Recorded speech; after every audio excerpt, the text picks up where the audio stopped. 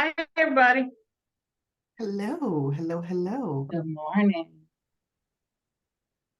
Designated, we want to give it another second or so. I think so. Okay, so, well, good afternoon, everyone, and welcome to the Black Nonprofit Leadership Group first convening of 2024.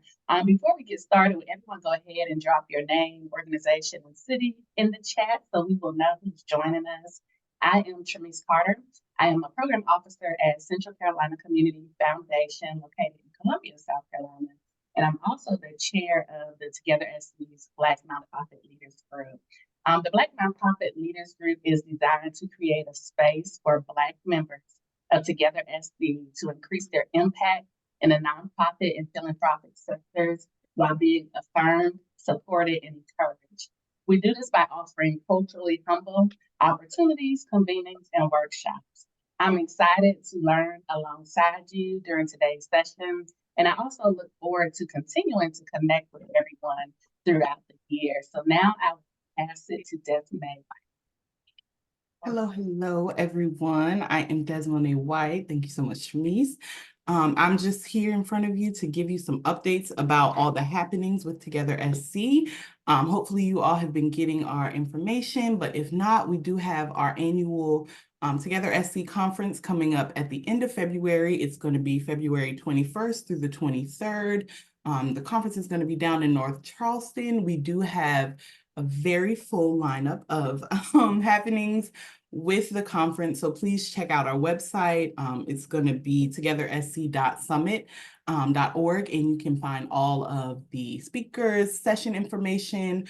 And with that, we do have a drop-in planned for the Black Nonprofit Leaders Group. It's going to be the 21st, which is going to be that first day of the conference at 7 at Chillin' Grill down in North Charleston. So please come out and meet your network members, do some networking, have some food, have some laughs, just come out and engage with us.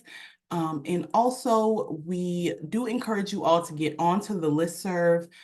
These listservs were just rolled out last summer here, and we are over there chatting about things. You can ask questions, just see who's in there. So we do encourage you to just get engaged with us. And I will pass it over to Heather. It might help if I unmute, huh? Good morning, afternoon, everyone. See, I did the same thing. Someone else said good morning in the chat, and listen, it is definitely not morning anymore. Amen. But welcome, guys. We're so excited to have you be a part of this afternoon's webinar, and we are elated to have none other than Karen Culbreath with us today. So some of you may know Karen for the work that she has done with the Period Project, which helps with reproductive and menstruation support for those who are impoverished, and helping to also educate our South Carolina community on period poverty, excuse me. So in this capacity today, however, she is also an HR consultant who helps organizations to be the best that they can be and have a positive internal communication structure as it relates to human resources and how they should operate the culture of their organizations. So we're really excited to have Karen join us this morning, and she is going to present to us a little bit.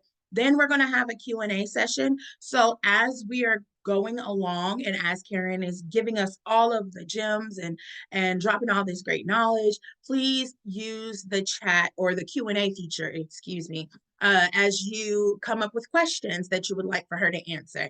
And then I will be back before you so that we can tie up some loose ends and talk summit and just, talk about what comes next for the Black Nonprofit Leaders Group. So Karen, I'll allow you to take it away.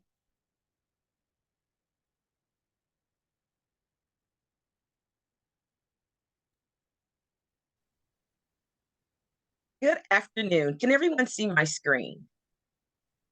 Yes. All right. Well, good afternoon, and it's great to be amongst you all today. Today, I'm going to talk about how to select the appropriate project management tool I will not be speaking specifically about any one tool, but I will be giving you an overview of the types of tools that are out there and what you can use and how you can use them. So, why me? A little bit about me. I've been doing some level of project management using these tools or some type of a spreadsheet for over 25 years. I've seen some great technological advancements, whether the project was large or small, all of them require some of the same basic situations. You have to plan, you have to collaborate, you have to track, and you have to report. So when we're looking at those project management tools, these are the things that we really have in our mind about what we're going to do and what we're looking for. So today, we'll review a way to select a technology to support project management in your organization. But most importantly, we will also explore whether or not your culture actually supports this and make sure that you're not going to purchase a valuable tool that's only going to go to waste. And you may think, well, let's talk about what project management is, just to make sure that we're all looking at it from the same lens. Project management is simply the planning and organization of a company's or organization's resources to move specific tasks, events, or duties forward toward completion. You do it every day. You may not look at it from a project standpoint, but some of us actually project out our time every morning. There's things that we want to get accomplished. There's things that we want to get moved forward to the next level. And so we are intentional about how we're going to do that. And we probably don't use as many of the tools that are out there. But as you go through the presentation and you're listening in, please ask questions along the way. Put it in the chat function or in the question and answering function. But I want you to think about a few things that are critically important. When you're looking at project management software, it is important first to look at the current state of your organization. You need to identify what your team's needs and challenges are. You have to analyze what is working currently and what is not working for you. Now, a lot of times you'll have a system and you say, oh, we need a new system. Well, you may need a new system, but you may not. It may be that you're just not using your current system to its full capacity. It could be for several reasons. So really do the analyzation on the front end. Look and see if it's a skill or will situation for your team members. Some of your team members just may not have adoption to it because they're more comfortable just doing it the pen and paper way. And if that's the case, no matter what tool you bring into your organization, it will not be successful. And look at what your accountability process is. And have you ensured that everyone is being held accountable for the work they do? Getting a project management tool is only going to highlight individuals not doing their work in a way in which they're supposed to. So if you get this tool and you still have no level of accountability, you will not move your organization forward. Some of the goals that you want to make sure that you're able to talk through as your project management software is you want to create a list of what is it that you must have. And it should integrate with all needs of your organization. You want to make sure that you're not just buying a project management tool for one area. This is not just for finance. This is not just for programs. This is not just for HR. You want to make sure that it integrates all of your organizational needs. You want to make sure that it's a custom fit just to your organization. If you go and buy something off the shelf, be cautious about whether or not it really fits the needs of your organization. Make sure that it's complementary also to not just where you are today, but where you want to grow as an organization. In addition, it needs to have ease of use and it needs to have a minimum learning curve for your team. If not, then you will need to make sure that you're building into your implementation phase the actual need for training and ensuring that people are not just getting a 1-day training or a 2-day training or even just a week training, but people are getting an opportunity to truly feel and use the tool that you bring in to the organization. Last but not least, the budget is most important. Do not go and spend a whole bunch of money an exorbitant amount of money on a system that gives you way more than you need. Again, I want you to begin with the end in mind. However, make sure that you're researching and you're testing the prior to purchase and ensure that it's meeting the need and it's appropriate for where you want to go in an organization. So when I talk about future growth of an organization, selection of this technology should be a part of your strategic plan. So if you have not done that from a strategic lens, please take the opportunity to make sure you're doing it. Also, when you're going into negotiating with the software vendor, you need to make sure that you're negotiating the implementation, the service, and the maintenance. Oftentimes, we stop short once the item or the system has been implemented or we've signed up for something. That's it. That's all we've negotiated the cost. And then you find out there's an additional cost to have its service for the updates and then for the maintenance in case there's something going on. And then any service, like you have a new person coming on or you want to grow into another area. How do you bring that on board at a future time period? You want to negotiate all of that up front so that you do not get stuck with a higher cost than you've budgeted. To start, buy a small subscription if you go with an online platform and allow your team to test it. If it works for your team and you know this is the type of system you want, then you can go and purchase and expand and make a bigger purchase. But again, make sure you know what your budgetary constraints are so that you do not find yourself putting out more money and having any waste than you don't need that you don't need. So I've said a lot there. I'm going to go into the methodology of project management because everyone does not do project management in the same way. Some of us may not understand it. There's different ways to do project management. So you will need to know the way in which you do project management in your organization to know what type of requirements you want on your systems that you. So it may be that you use an agile, Scrum, waterfall, Kanban, or lean methodology of doing things. I am a Lean Six Sigma black belt, so I do lean toward doing the lean areas, but I've also used Agile and Scrum, and I like them. I personally find waterfall not complementary to me because one, my mindset is I'm all over, so I like to do different things and get them done. But as you will hear, waterfall is very linear. And Combine normally doesn't help the organizations that I work for because they find themselves to be too complex and seeing too much at one time can be very confusing to others. So when we talk agile is when the work is performed in small segments to deliver outcomes fast. So instead of biting the whole, a big chunk off, you take small little pieces and you get small wins along the way. This allows you to be flexible and is good for developing as you go because you may find out, hey, I gave this person this responsibility. This probably is not the best person to go on in this responsibility for the next portion. You can interchange the individuals out at that point as opposed to allowing it to go the entire process only to find that you didn't have the right person on. Scrum is another very similar way of doing project management. You also have small teams. In this one, the work is split and is performed in what we call sprint sessions. Sprint sessions are 1 to 2 weeks at a time. Now, you may think, well, wow, what could we get done in 1 to 2 weeks?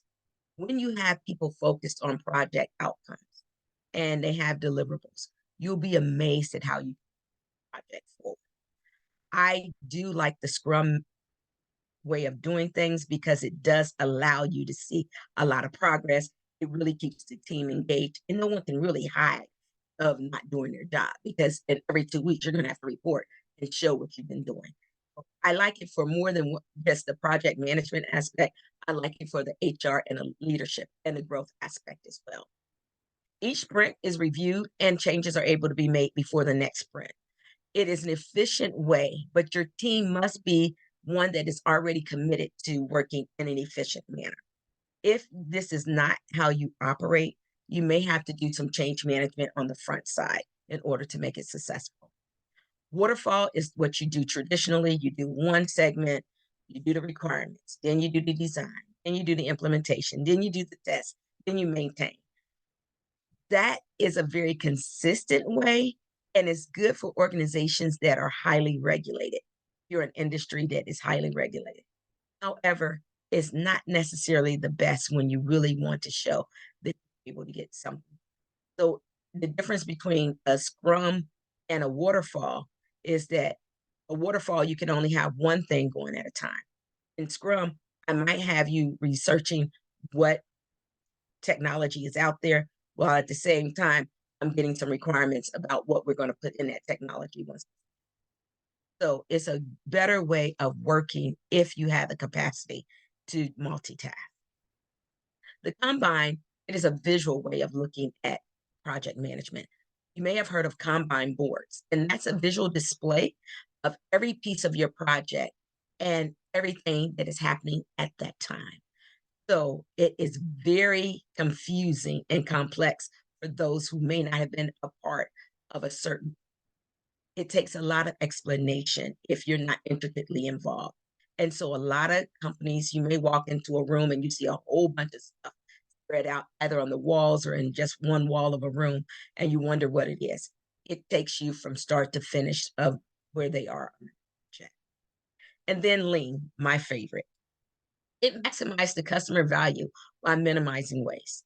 I am so much the person that is so ingrained on how we can minimize waste. And the reason I'm like that is because once I can minimize that waste, I can reissue those resources to really drive the organization and the transformation we want to see. If we keep things in a wasteful state, we continue to lose money and we don't advance our organization. This is best for cultures who are focused on cost-effective operations. So I gave you a lot of information there. Any questions in the chat, or anyone want to come on screen and ask any questions thus far?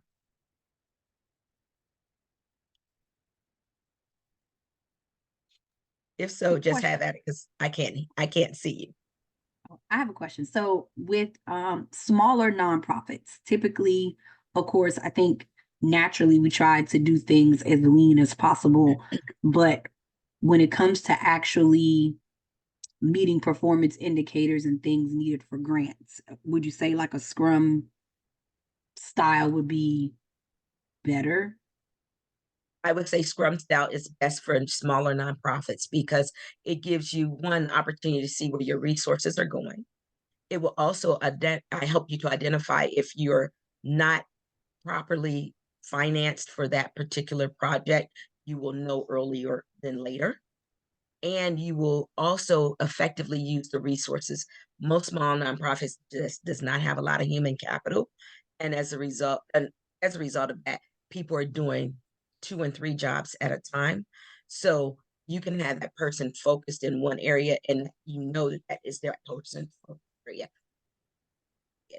And you can alleviate, or you can use your secondary backup to do the other work. But you can pull someone in and then you can pull someone out. So Scrum, it may not mean that they have to be continuously on the project. They can come in and come out based upon where the project is. You may not need that person in every area of the project, but there are certain areas where you need that person. Case in point, when you're looking at something, you may not need your finance person to do something from start to finish, but there's parts where you need your finance person to come in. You can do that with smaller sprint sessions. Thank you. I see Crystal has her hand up. Hi, Karen. Sorry, I was trying to come off mute. So I'm excited that you mentioned Lean as your favorite and had this on your list of top program management software. Because I'm like right now, I'm like 3 courses away from completing my master's in healthcare administration. So I'm trying to decide which program that I want to certify in, and Lean was the first on my list. So do you have any recommendations for programs that do Lean that's like cost effective? I will say go to your local technical college and see if they have the course, most of them in South Carolina, with a South Carolina driver's license, and also with a drug-free test result. You can do it at no cost. Okay, awesome. That's great information. Thank you. You're welcome. And Karen, I also have a question. Yes. So, I personally use Scrum, like that's my jam. It just works for me. But I have some clients that have a pretty large staff and they have multiple departments. How effective is it if my department is using Scrum and another is using Lean, or do you recommend streamlining into one project management type? You have to streamline your organization to one project manager. They all have to go along the journey together. And if you have one group doing one thing and another group doing something else, unless it is something that is financially tied to your growth, you don't want to do. And when I say that, unless you have a partnership where that partnership requires you to do something outside of what your norm is, I would never recommend you do different styles because it becomes your culture. And you don't want to have a mixed or a complex culture when it comes to. Awesome. Thank you. Okay. So let's dive into the types of project management software that's out there. So when we're talking software, we're talking about that tool that's going to help us to do our work that much. So we're talking about individual, collaborative, cloud-based, or integrated. So the differences are, if you're looking at an individual type of software, it's normally going to be a spreadsheet, it's one application, it's installed in-house, and the user has access based on their areas of importance. That's probably what most of us have been used to. Probably in the last 10 to 15 years, you probably have seen something that's more like the collaborative, where all hands have access to the stored data. The data can be accessed and manipulated by anyone who has access to it. And it reduces the conflict since it is highly customizable to your organization. So this is something like you may see spreadsheets. A lot of people are using Teams as project management tools. That's the collaborative model. However, that may not work for everyone. Cloud-based is one that is hosted on the cloud. It only requires internet access and you can access it from anywhere. So with a lot of individuals going into a remote workforce, remote work model, the cloud-based is awesome for their operation. And again, it can be customized based upon the individual.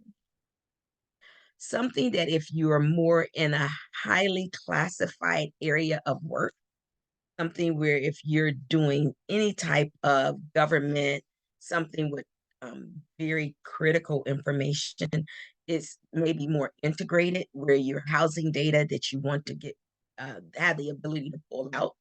The data is housed on a mainframe, and that's very old school for a lot of people, but some people are still using mainframe systems and don't trust using cloud-based systems. But it does allow your users to simultaneously pull information. You can execute different projects on that system concurrently. And the good thing is that it's able to be segmented based upon user code and need for information. And so that's one of the things that I would always say if you're looking for a system, you want to look at the segmentation ability. And what I mean is, let's just take Heather and I are both with the same organization, and we have an opportunity to do work doing the same thing, but we're at different levels. So Heather's at a higher level than me, and Heather needs to have access to information that I don't need access to. That information can be segmented out in an integrated model, even though you have multiple people, it can be segmented to only have the user access the areas in which they should. So as you're looking at the types, you'll need to find out what is best. What are your needs? Do you need cloud-based? Do you need integrated? Do you need individual, or are you collaborative in your? Now, some other things you need to consider, because when I tell you there are thousands of project management systems out there, you need to know what it is. Know that the sales rep will sell you the sky and you will not need it. But they will also sell you the valley and it won't do anything for you.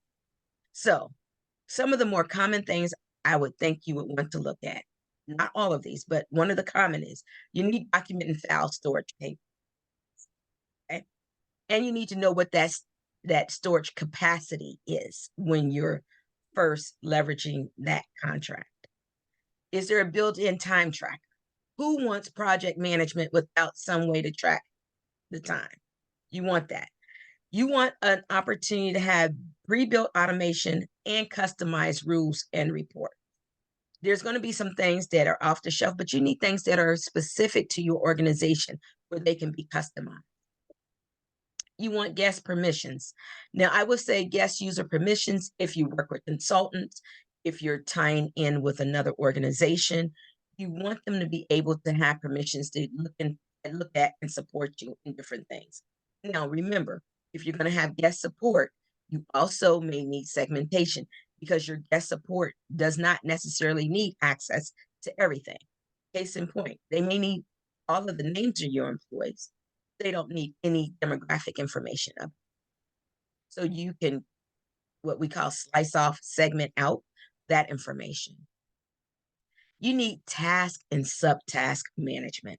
That's why we are doing project. We want to be able to know what is it that we need to assign to someone, who has it assigned, are they red, yellow, green, and how they're getting it done.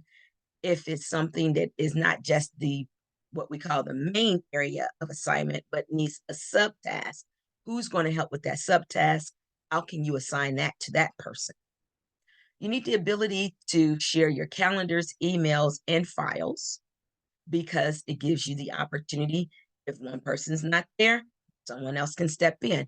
Even if someone is there, you want to schedule a meeting, you can look. Can I see if that person is already scheduled? Those kind of things are critically important when you're doing project management. Kanban boards, I talked about a little bit. This is an opportunity for you to see everything about what's taking place. Again, it's very complex. It's normally not a viable option for our nonprofits because one of our capacity and also our turnover. So normally you don't really want to do the Kanban, but there's an opportunity if your organization is at that level. And again, there are a lot of nonprofits that are at that level that Kanban is very, very good and supportive of. You want some resource management tools. So if you're using this, and let's say Heather and I are both using the system, I'm using a set of resources that I know Heather could use as well. When I'm using it, I should be able to upload that so that Heather can have access to it at the point in which it's important for her. Knowledge base or wikis. Now, I love these. I used them when I transformed the country of Canada for 429 stores for an organization that I will not name, but you probably know that I have worked for in the past. But when you are looking up things or when new things are coming about, you want people to have that search feature. You want those frequently asked questions to be. This is where people can easily get into your system and get that knowledge. That means very much efficiency in that they don't have to wait on someone to bring them the knowledge. They don't have to spend a whole lot of time researching. All they have to do is type in the keywords, the information comes up, and they have access. Dashboard and system customization for various roles we kind of talked about. But the dashboard is, let me look at each day as a leader or each day as a person assigned to a project. Where do I stand? How many things do I still have to accomplish? How am I progressing? Are any of mine in a red, yellow, green state? How am I going to report out? This dashboard gives you that upfront look all at one time. And the ability to have team chats so that you can communicate back and forth with those that are on your team, and then also activity logs so people can see. So all of these features are things that you want to talk about when you're speaking with your vendor. Again, understand software is a great combination between artistry and engineering. It is a beautiful design, but it has to be functional. And you want that function to be that you need it to be for your organization. So we do believe in what Bill Gates said. And once you go into this process of selecting, you will also understand the artistry and the engineering and the intricate details of what project management software is. As I shared, I will not endorse any of these, but I will share with you some of them that you should look into. And Trello is one that is a traditional as well as an AI integrated. So I've used several of these in different formats, and I will tell you some are better than others, but it's only that because of what I was doing and the organization I was. One of the bigger things is the early adoption of any type of use of software. The change management has to be built in to every step to ensure, one, that your employees are comfortable, your leaderships understand the importance. There's not a way to say, okay, you have this system, but I'm not going to use it. There's some accountability for people not doing their jobs and the information that is needed in the system. When you do that, then you can choose a project management software that's complementary to your organization. There's also some AI, awesome project management technology. I am one of those people that I love technology. I initially went to school to be a systems analyst, so I'm excited to see how all this marries into our nonprofit world at this time. One thing I want to share with you, if you decide that you will introduce AI technology into, you have to follow the laws. Although they are very green and new and in its infancy, you have to expect that anything that you get from an AI platform, you have to be able to verify. Because as you use and as you are working with that data, you now own the responsibility to make sure. And so when you're using and you're selecting, you want to see how is that particular platform engaging in the legalities of making sure that their information. And you always want to make sure that you are taking the opportunity to acknowledge that you're using, so that everyone will be very aware and they know you're operating in full transparency. So what's next? We talked a lot about what you have to do, what you should look for, but I want to answer any questions that you have on your mind as you think about what's next for you and what you may have to do relative to ensuring that you choose to correct where. In this presentation that I'll send out, you also have the references that I used in order to create the presentation, but also my contact number and information will be. So I'm going to turn it back over to Heather so we can talk about what's next and any questions. Oh, there you go. Awesome. So I have full page notes over here. So hopefully everybody else got an opportunity to grab something. Maurice, go ahead. Sorry, I was trying to do the raise the hand thing and I hit clap, but a little prematurely, but clap anyway. Thank you, Ms. Culbreath, for this information. And thank you, Tamara, for asking the question earlier about smaller nonprofits. As the executive director of the nonprofit, the Legacy Foundation, here in South Carolina in Jasper County, we are a smaller organization, and we have not gotten to the point where we're diving into all these different platforms or actually, have projects, so to speak. But as we look to grow into neighboring communities and we offer some of our services, when is a good point for us to know that we now need to adopt some type of project management software? I would say the time is now. It is very difficult for organizations, especially nonprofits, to keep it all together with any type of tracking mechanisms. Oh, Now, we do have tracking, but no, I'm sorry for interrupting. uh, We do track our data. We do track our data. We have our spreadsheets. We have different, platforms that we do use. The ones talking specifically, I guess more so about the ones you named or mhm. similar. When should we know to go into those? Maybe not to move away from a spreadsheet and move into one of the platforms that you spoke about. Right. And so I'm sorry, I was going to say tracking the progress of the organization. And so now would be a good time to explore. Now, again, the exploration of project management software and methodologies in and of itself is a project. And so I say to everyone, the one thing that is not stopping, that is going at full speed, is technology. What we are talking about today, tomorrow is going to be obsolete. But what you want to do is start to assess your organization.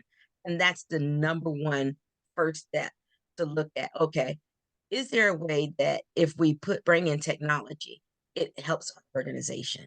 Now, it's not where you're ready to purchase, but I would say it's time to assess.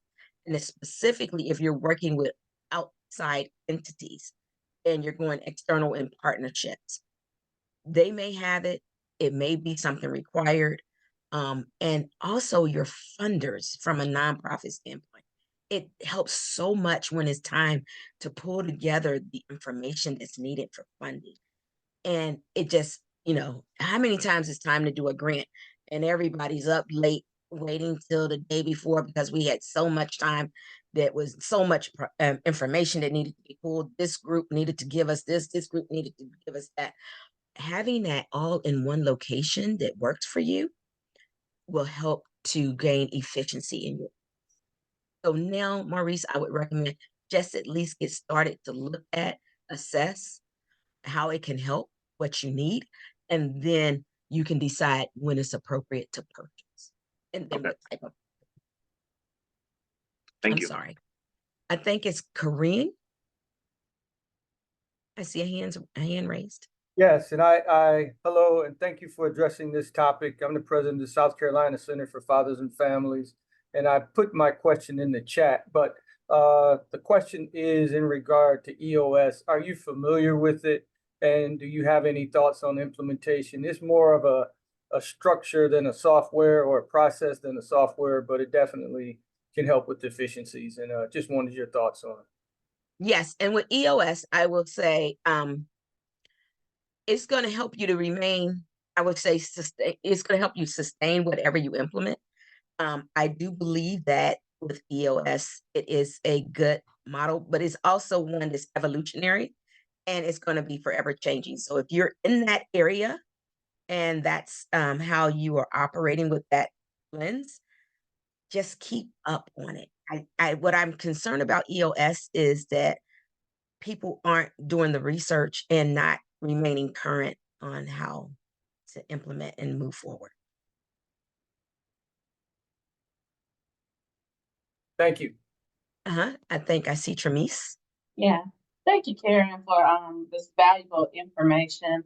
I wanted to ask you about your thoughts. I see a lot about project management courses and different classes and programs. What are your thoughts on those? Do you think those are things that are needed for just your general everyday? Or are there any course you would recommend if someone was interested in delving deeper, or that if they do a lot of project management in it? I will share, I was doing project management before they called it project management, before you had a certificate in PMI. You are doing it anyway. It only helps you to better understand it. Even if you don't go for the PMI certification, I support a lot of individuals to go and learn. So when I shared the technical college, having the opportunity for people to go, most of them have free courses, I would recommend that. I do not recommend the online courses because, and this is why, if it's not something you do every day, it's going to be hard to equate. You really need that person hands-on to tell you, okay, this is how you would transition that from a manufacturing or a business concept to a nonprofit. It's not easy if you haven't had both of those opportunities to try and see how you can apply it in a nonprofit setting. But to have it and be a nonprofit leader, in my opinion, grows you leaps and bounds above how you can move your organization forward. I would also say it's not a requirement to get the PMI unless you want to have those additional letters behind your name, but it is a requirement to have understanding. You don't have to go sit for the exam, don't have to pay the money, and you can go through the course and still become a part of here in Greenville. We have Palmetto PMI group. I'm sure in your respective areas of South Carolina, you also have your project management groups, and you can learn a lot. And there's sometimes free seminars, and you can also attach on to larger organizations who would support you as a nonprofit to learn and maybe go to some of those or cost events that will help develop you in this That's Hello, powerful. I have a question. I'm Valerie Ekwe, and we use a platform called ClickUp. Have you heard of ClickUp? I have heard of ClickUp. And so I went through the intermediate training, and so my executive director is requesting that I do the expert level training, and I'm like looking into it, and I'm like, I don't see the benefits from what we're doing for the expert level. And also it is extremely hard to pass. So I was just wondering, what are your thoughts about ClickUp? Now, for everyone, never get segmented into only learning one system. Try your best as much as you can to keep your system knowledge diverse. So if ClickUp is what your team is going with, I would add, again, this is where your culture comes in. What are the values for the organization and for the individual to go forward and get additional certifications in this area? You may not know what the organization has down the road as to why they want you to have this. So I would really want to explore that a little bit more. But I would ask the specific questions of how will this benefit our organization? How will it help me to grow with the organization? What does it position? What are the risks of us not doing this? Because it is a time commitment. But if you plan to stay with the organization and or if you want to continue to have that level of expertise under your belt to make yourself more marketable, I don't see it hurting. But I will tell you, it is very time consuming to get any of these certifications, and all of them are not a walk in the park. Thank you.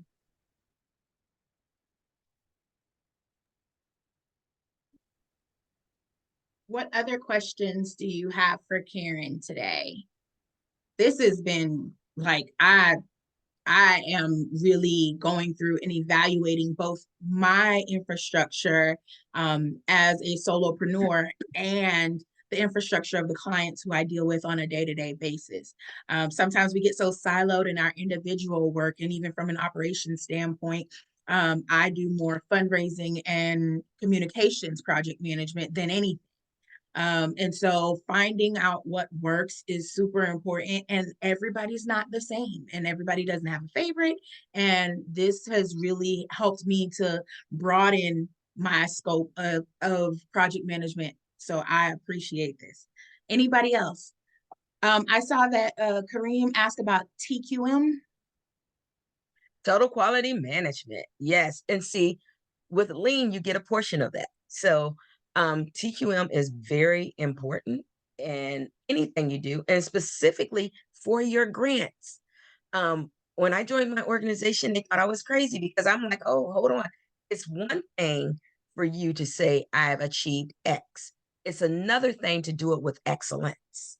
And so when you are going and you're saying to your funders, you're going to produce X, Y, and Z, you're going to touch these many families. What is the quality of your touch? What's the quality of what you're doing? Not just the numbers. So the TQM management, someone has to say, okay, we did this with this family. We count this family, but what did we really do to change this family's outcome?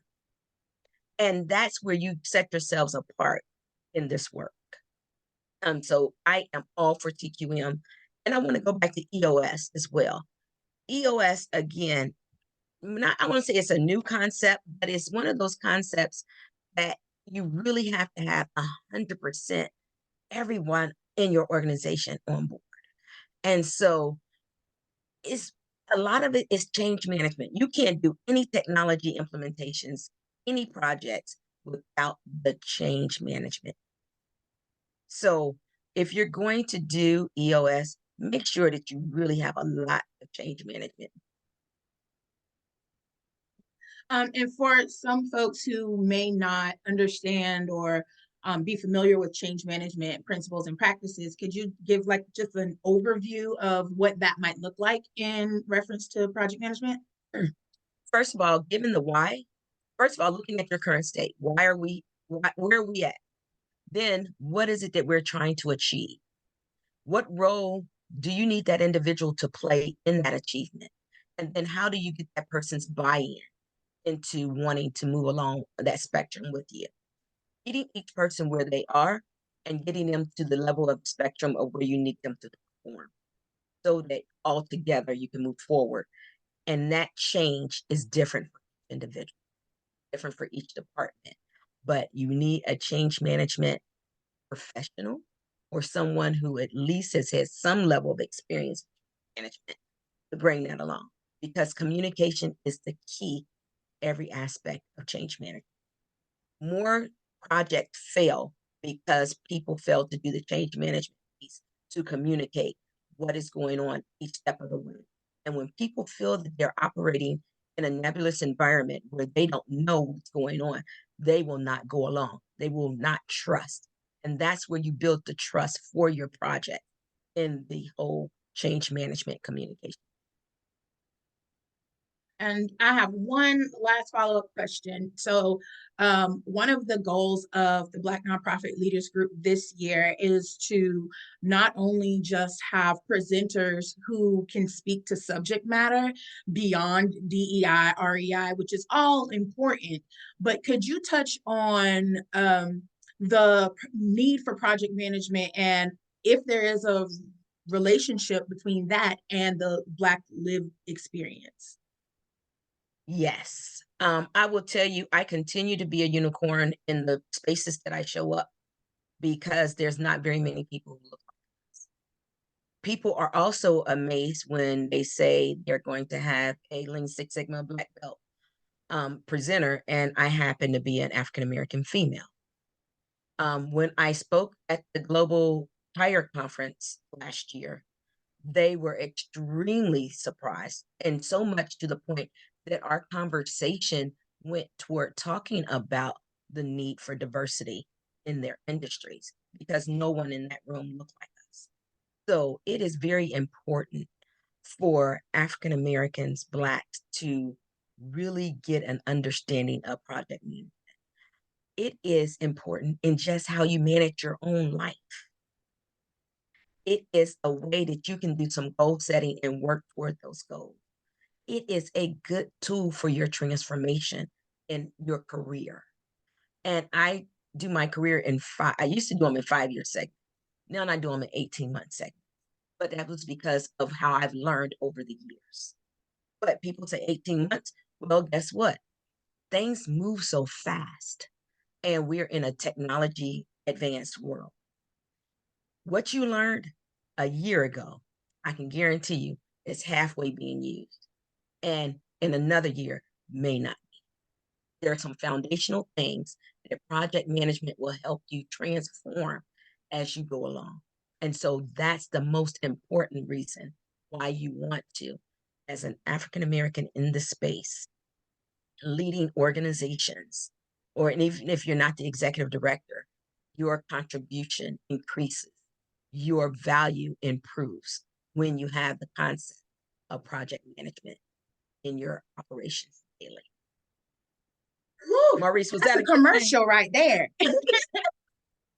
Don't worry, we're gonna clip this and we're gonna put it up because that's all the things. I needed that. Okay, Tamara, I'm sorry if I said Tamara and it's Tamara, but we will let you go and then we will wrap up with final thoughts.